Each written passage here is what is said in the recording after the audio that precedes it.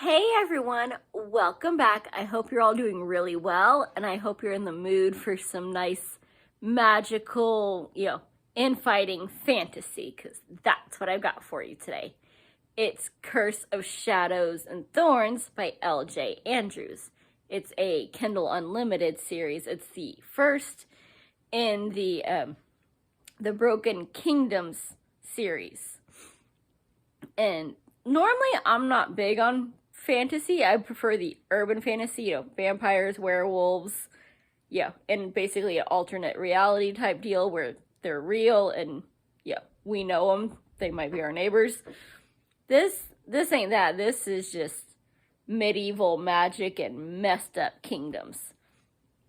And basically, it's actually only a couple generations past. There was a Fey kingdom and a barbarian kingdom. And in the Fae, they were peaceful. They helped each other out. They married because they actually liked each other. The barbarians, it was all about who's the strongest and what can you do for me. Until they ended up merged because the barbarian princess married the Fae king. And then war broke out. The barbarians won. And now the Fae are prisoners, slaves, tested on so that the barbarians can have their magic. Because it's like, you either give me your magic or die. And now we've got this new generation, which is kind of, they're on the line depending on who you talk to. As this story mainly focuses on Elise, and she is the king's niece. Her sister is marrying the king's son and can't wait to be queen, so everyone will have to worship at her feet and she'll get to have all these balls and pretty dresses and whatnot. Elise, on the other hand, no, she doesn't want to get married. She doesn't want to have to wear stupid dresses and go to boring frou-frou balls. She wants to travel and have adventures, but that's not allowed for a princess. And she has to behave like a proper princess because her father is sick, and the only reason he's still alive is the king likes his sister and is allowing his healers to take care of her husband and keep him alive. But that's only so long as she keeps her children in line and behaving like proper little pieces of property to him. And now, to be good little property, she has to get married off to whoever, he thinks will be the most advantageous match for him. And that is not her personality. We first meet her, she's in this little, bar, basically, playing cards with the guys, and royalty's not allowed. Even the servant women are not allowed. It's one night a week where the servants are allowed to go out. And, oh my goodness, I'm losing my voice or something. Sorry about that. We'll see if we make it through.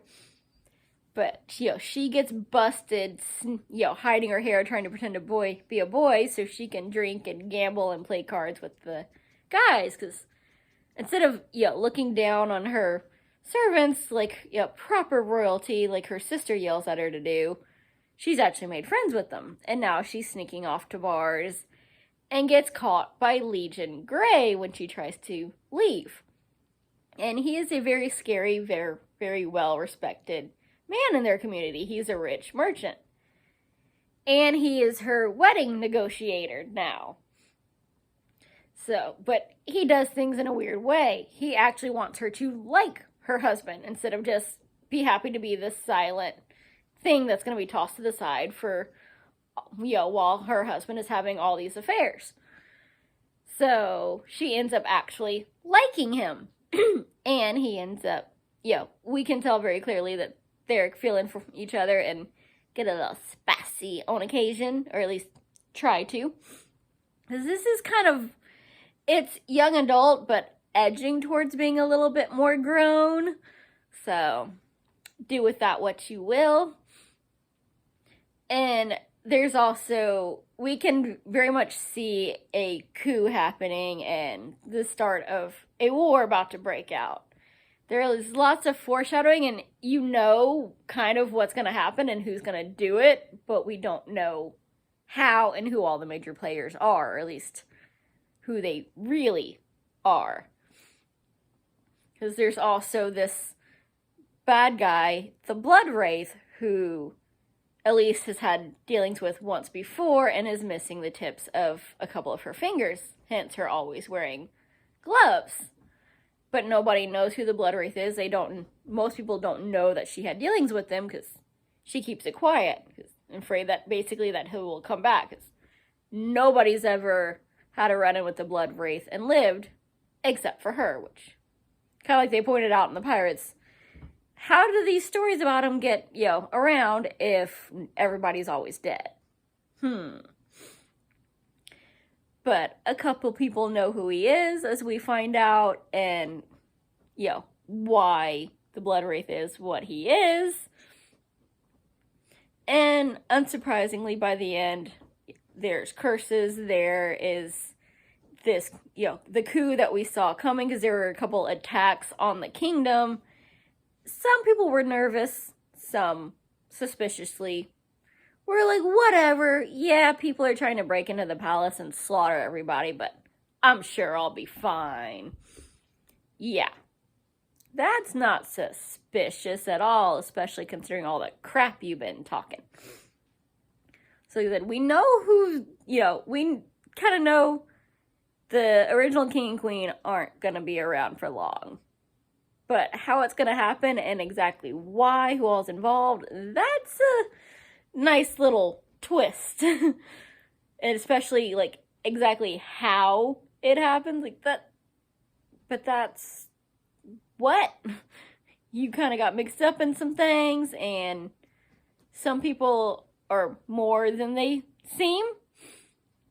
And there's a curse that has to be broken by willing royal blood that kicks off a lot of complications and leads us to the next book and, makes or breaks some relationships. Take that as you will. They definitely get some complications, but they're frustrating, but they're really fun. So, if you want magic, if you want intrigue, a little almost kind of sort of romance, and a lot of family and relationship backstabbing and surprises, and a princess who is not afraid to, get down and dirty with the servants or with a sword if need be, this is the book for you. So check it out. Hope you enjoy it, and I will see you next time. Bye. Happy reading.